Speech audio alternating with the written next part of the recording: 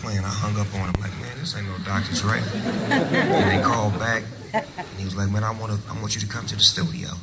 So I came to Solar Records. I met him at Solar Records on Cahuenga Street, and we did one of the songs that was on my tape, but the song never came out. But once I heard myself in the studio with him, it was like magic, and you could just see it in his eyes and my eyes that we knew that this was going to be something special. And we just built a friendship. We built a bond. It was like a brotherhood. It wasn't like, you know, I'm older than you, I know better than you. It's like, I'm dependent on you. He really depended on me like I depended on him, which gave me confidence whenever I was able to step into the foreground. I was very confident as opposed to being, you know, scared of the moment. That confidence also, you know, I think contributes greatly to that breakout moment, you becoming a star, which then led you to being sort of like the leader of your crew at the time. Can you describe what it's like to be kind of thrust into that leadership position? Have you always been a leader, even before you were famous? Well, when I played sports, I played point guard and I played quarterback. And usually those positions are positions of leadership, where you have to lead the team and lead the troops and take control of the situation. So I had leadership qualities, but I was never a real leader. I was content with being in the background, being behind somebody. But once I got with Dr. Dre and I forged my own crew and created my own identity, the leadership role just felt like it was calling me. It was destined for me to be a leader. And I stepped into it and I became a great leader because I was one that had compassion and I had love and consideration. That's something that I had that a lot of leaders don't have. They either, it's my way or no way. I had a lot of consideration and love, which enabled me to, grow as a leader. We're at South by Southwest. We're talking about, obviously, your music career, your voice, and the music industry is changing, incredibly fast.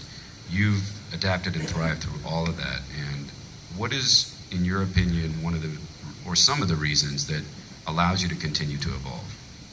Well, I always, I keep my ear to the street and I keep my feet to the pavement. And the way I can explain that to those who don't understand is that I always pay attention to what's going on in the industry that I'm in. Whether it's the new talent, whether it's the old talent, what's hot, what's not, what's in, what's out. And to have a pulse to be able to still be relevant is key. I've always maintained a level of respect with the artists, whether they're new or old. And they treat me with respect, so it's not like I'm an old man trying to infringe. It's like, that's Uncle Snoop, and it's all good. So you're talking about all these different artists who obviously look at you as Uncle Snoop, someone as a mentor. Is that an awkward position to be in? That even some of whether they're younger, they're older, that they look up to and they're getting advice from you? No, I love it. Like, that's the ability of being a leader and understanding that you're a leader and maximizing your strength. I'm great at that. I'm great at helping. I'm great at, helping you find a solution. I'm a problem solver. I'm the answer. I'm what you need. Innovator. That's what's up. And a lot of the people and artists that have needed you are those that you've had a chance to collaborate with. You collaborate across multiple genres, and it's spawned from rock to hip-hop to country to R&B. Everyone in this room is familiar with all those hits and collaborations. But being in Austin, one of those I wanted to bring up was Willie Nelson, who, people might not assume that would be a natural connection between you and Willie. Can you describe that relationship? And actually, I would love to know a story from when you were in Amsterdam, when you've got you and Willie Nelson in Amsterdam shooting a video for a record called My Medicine.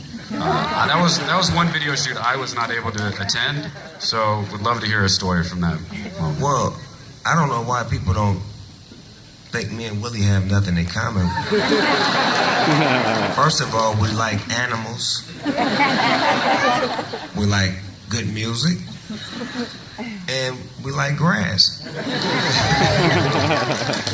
So it's a natural, relationship. And I'm a fan.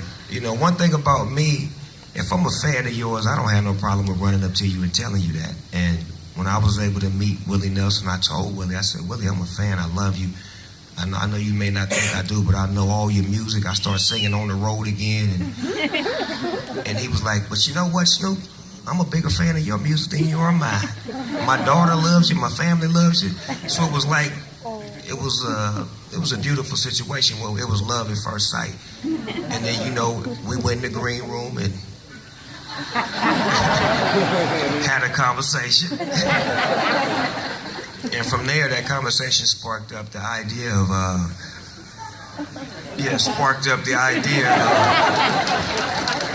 of me and Willie wanted to collaborate. And at the time, I had a song called My Medicine. Yeah, My Medicine. And it is medical. Like, yeah, definitely is medical now. And I was like, Willie, man, I think you would sound nice on this record right here. He like, well, send it over to me. I said, okay, well, how about we do it together? I don't want to send it to you. I want to be with you. He's like, well, I got a show in Amsterdam on 420. I said, well, Willie, I'm coming to Amsterdam on 420. So when I came out there, you know, we had a good time. We performed together, and then the day after the show, we was chilling in Willie's room, and we was playing dominoes, right? So he whooping my ass at dominoes. But at the same time, he passing me a paper, a cigar, a vapor, a bong, and a little, what is that thing with the plastic bag? I don't even know the name of it. Volcano, yeah. So I'm like, this old man is really trying to challenge me right now. So after he gets me to say, hey man, let's go get something to eat. Because that's the cue that you winning right now. I gotta find a way out. So that was my way out. So we jump into a van and we go to our favorite spot, Kentucky Fried Chicken. So we pull up in the drive-thru. So we order chicken. We want a bucket of this and a bucket of that. So me and Willie sitting side by side. So when we get up to the window to pay for the food, we pay for it. They give us the buckets of chicken, and we open it up. Boom. And me and Willie, we stick our hand in at the same time, and we grab the same piece of chicken. And I look at Willie, I'm like, that's you, dog, my bad. And I let him go on and have it. And that was one of the greatest moments of my life. When me and Willie Nelson grabbed the same piece of chicken at the same damn time. That's what's up. What a beginning to a beautiful relationship. So, I mean, and Willie is one artist, right? And obviously that's in the country genre, and then you've collaborated with a lot of other artists. What is that experience like for the musicians in the room? How is that hard for you to adapt to different genres? No, because I feel like music is music. And one thing I started to notice is that when you make good music, people love it, no matter what genre it is. So if I go into the studio with a rock artist or a reggae artist or a rap artist, the music is what connects us. There's something about the music that I've made that has touched them. There's something about the music that they've made that's touched me. And that's what I love about music. It's a universal language of all people, once you allow it to become what it is. And all this music now brings us to your new album, Bush. This is a manager statement, which is coming out in May of this year. We just saw the video for Peaches and Cream. And, you know, the album is such an incredible body of work, produced entirely by Pharrell. Describe your relationship with Pharrell. How did that start? What's it like? Wow. Well, when Pharrell was a youngster, I think it was, I was leaving No Limit Records and going on my own. And I loved the music that he was making. And I ran into him and I was like, man, I want to do something with you. And I think I went to Virginia where he was at, and I made a record with him. And from that record, we made another record and another record. And he was like, well, let's do this thing over here. And I got a song for you because I like the way you rap, but you ain't never really made a song about the ladies. Man, the ladies love you, Snoop. Because, you know, I was always, man, I don't love them hoes. And, you know, bitch. He like, Snoop, you fly, man. The ladies like you, man. I'm serious. I'm like, for real? He like, for real. He like, I'm going to give you a song, right? The song is called Beautiful. He said, so he like, when you write it, think about your wife and your daughter. And I'm like, okay, I got you. And that let me know that he cared about me to put me on the lane of writing records for my people, because I was blindfolded. I didn't know that I could make music like that for the women and make music that was not considered soft, but it felt good. And he tapped me into a lane that I wasn't able to tap into on my own, and that built our relationship to where when we finally got to the day where we made Drop It Like It's Hot, it was like, we was like Batman and Robin. We was on. You know what I'm saying? Like, he sat right there and made that beat from start to finish, and he told me how to rap. He was like, you should. And he wasn't saying the words, he was just saying the melody, like. And for an artist, that's like, you love that. You love to get that, because that's half the battle. The melody is half the battle. The words is easy. And it just felt like we was meant to be. From that day on, we built a friendship, we built a love. I brought in Charlie Wilson, because Charlie Wilson was somebody that I love working with, and I felt like him and Pharrell together would be magic. I put those two together, and they made history, and it was just a love thing. It was about the relationship that me and Pharrell had on our own. Didn't nobody create this. Did no manager say you should get with him, or maybe you should work with him. It was something that we created, and to this day, we still love each other, and that's why we're making hot music still.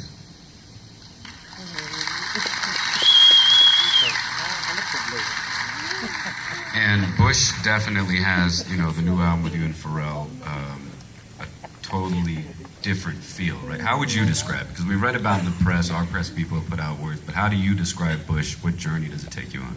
The mothership is reconnected. It's a funk ride. It's a ride through the funkmosphere.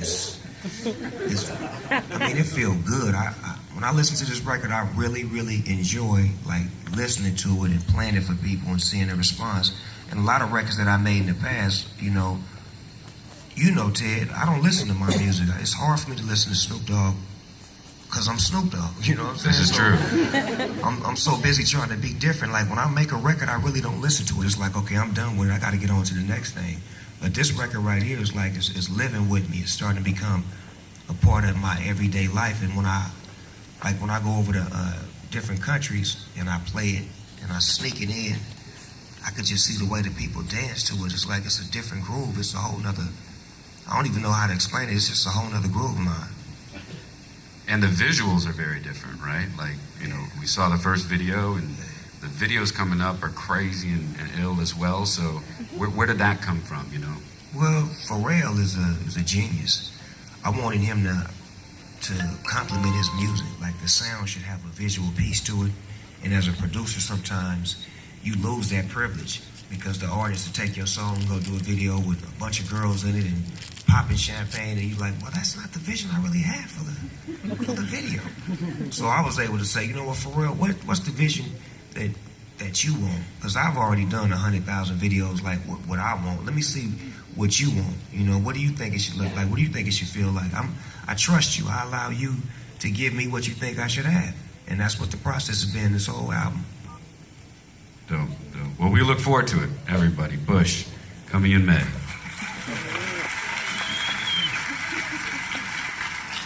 So throughout all this, you know, all this music and your career, the key has been sort of like, you know, your voice and your perspective. You know, what do you think shaped that, and where did you find, you know, all of us have voice in this age of social media. We all have the ability now to, you know, project and platform our feelings and thoughts and share, but it takes something special really to be, I think, you know, a superstar and for that voice to translate around the world, especially if there's other artists in this room. How do you find that voice? How do you constantly redefine it? You got to work at it. You know what I'm saying? It's a work ethic. It's not something that you can just say it's a God-given wake up and have it talent. You got to go work at it. Anything in life that I've ever achieved, I've always worked hard. I worked harder than my competition. And I've always looked at my competition as competition. And that's not negative. That's just, I come from a sports background, so I love to compete, and I was taught to compete, and I hate losing. And that's just the attitude that I have. I love to win. When I'm on it like I want it. When I'm in it to win it. I mean, that's just the spirit that I have, and I embellish that. I embody that whole feeling as far as wanting to be the best, wanting to be great. I don't like being good. I want to be great because I grew up watching people good, and then I seen the people that was great, and some of them still here. And that's what I want. I want that greatness. And you got to strive to be great if you want to be great.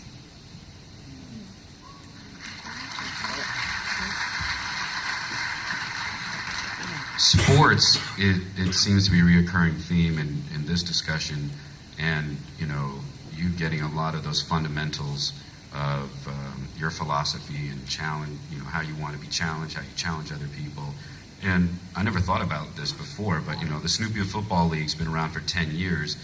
How important is maybe that part of a driving philosophy of why you contribute so much, whether it's time, monetarily, or passion, to youth sports? Well, the Snoop Dogg Football League was started 11 years ago. My bad, 11 It's all years. good. You went off. But the purpose of starting the Snoop Dogg Football League was because I wanted to see some kids from the inner city have an opportunity to play some great football and to become something special in life one day. Now, speed the clock up from the day I started it to the day I'm sitting here. This year, we put 21 kids in Division I. Last year, we put 20, and the year before that, we had 17 that went to Division I college. Thank you. And the thrill to me is that my son is one of them. And he didn't get what you would think he would. Snoop Dogg got money. I could have paid for him to go to school. He didn't want that. He was brought up in the Snoop Dogg Football League, so he earned a 4-year scholarship to UCLA. That's what's up. And he's the first person in my family to actually go to college. So how do you think I feel? How do you think these parents are feeling in my football league when their kids who come from those areas where college is forbidden? In the hood, college ain't cool. You know what I'm saying? I mean, it's really not, but we made it cool. We made it cool to go to college and to learn and get you a degree because you can't play football unless you're smart. Football is a smart sport. You can't be a dummy out there. It used to be back in the days, if you was good, we just skip your grades. That don't happen no more. You got to have the right requirements, the right studies, and all of that. So now, it's a smart sport. So that's why I really wanted to put my hands on that. And another thing is that making music, I was trying my best to make a star, to make a rapper, make somebody like me, and sign artists. And, it never happened. It was so hard to try to make a rap star. And I've been nominated for 17 Grammys, and I never won one. So then I say, okay, well, let me look at my football league. 21, 20, 17. That's better than the Grammy right there. All day, every day.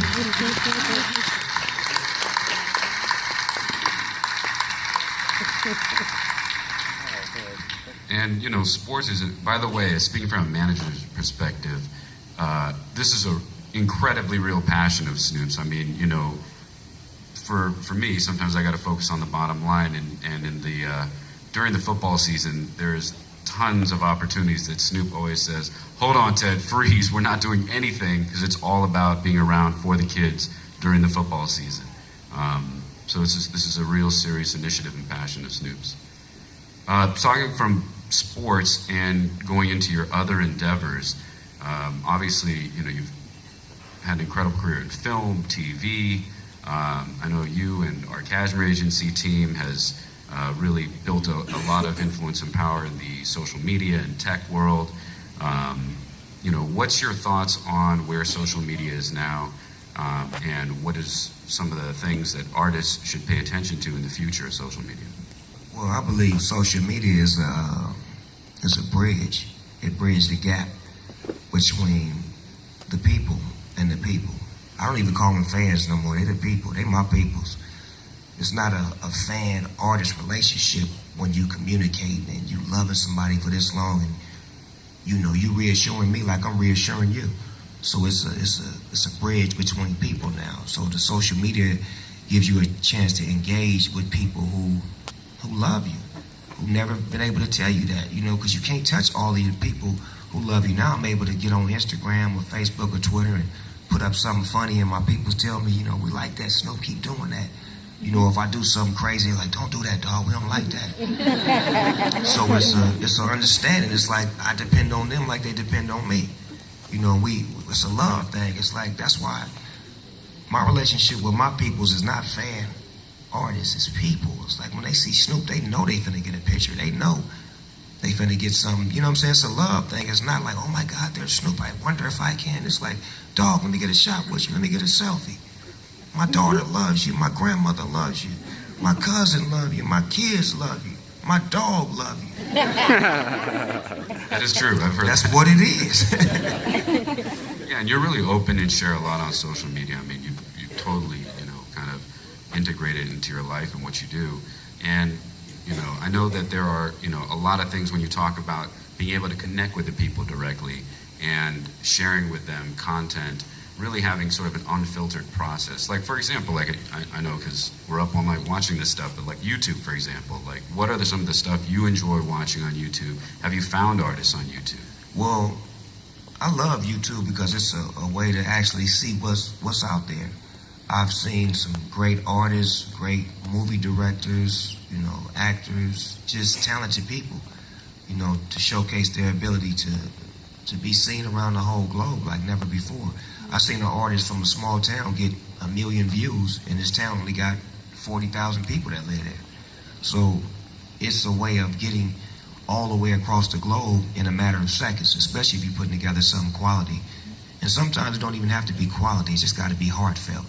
You know, and that's what people got to understand. It's not about the money that you put into what you're trying to visually show, it's about the heart you put into it. Because I've shot movies for $100 million, and those movies didn't feel good to me like the movies that I'm shooting right now for like $10,000. And it's a heart, it's a love thing, and it's got to be a passion of yours to know where and what you want to see on the screen. Do you want to see money, or do you want to see a feeling? Do you want to see emotion on the screen? I want to see emotion. And speaking of that, you know, like you are shooting these movies, you know, $10,000, independent films, and I know that's always been a long time passion. You've always studied acting and film directing. You know, for those that don't know, Snoop is a huge film connoisseur of all genres. And now that you're making all these, you know, really passionate, spending a lot of time making these independent films, and one of, you know, the focuses we've been talking about is your Trapflix initiative. Can you explain a little bit about that and why Trapflix? Well, Trapflix is it's an urban streaming network to all the filmmakers who can't get their movies in Hollywood, who can't get their movies distributed, can't get their movies picked up. And they have great movies that really mean something to them and their communities. And just, it may be a great movie in general that just can't get picked up. And what we like to do is provide a service for independent filmmakers, whether you're urban filmmaking, documentary, TV series. This is the opportunity for you to stream your visual piece on our network, which is Trapflix.com. And it's something that's very creative because it's going to give people a chance to really be seen, heard, and talked about as directors. Spike Lee is a director that, to me, is somebody who would have really enjoyed this years ago, or somebody of his magnitude who makes movies that are cutting edge like him, where you don't have to go to Hollywood and get an approval or get a budget or get this or that. You're making movies that fit you and the people that you're making them for. For example, I don't remember when it was, I was shooting a movie called The Wash, and one of my homegirls had brought a VCR tape in the trailer, and she put the VCR tape on, and it was some church stuff. It was like a church play. I remember this. It was a church play, and it was funny, and it was real funny. It was like, man, go get us another copy of that. She brought us another copy back, and then 2 years later, the VCR became Tyler Perry. And Tyler Perry was the man that we was watching on this VCR tape doing church plays that a room full of people was seeing. It was only on VCR tape. And I watched that man point and direct at his audience and just service his audience. And then his audience grew into everybody. And that's what this Trapflix thing is about. We're aiming at one particular audience, independent filmmakers who can't get distribution. And then on another note, to make the streaming big, because we know that this company's going to get gigantic, we hooked up with the holy grail of the streaming technology, which is a company called NiftyTV.com. Nifty TV, Nifty TV. And they will definitely show you a way to make it more profitable and to get more bandwidth space. And I'm going to leave it at that and let Ted ask me some more questions. But I know it's a lot of tech people in here that really would want to get with what I'm talking about, and a lot of independent filmmakers that's in here. Reach out to us at Trapflix.com so we can get your movies up. That's what's up. Awesome.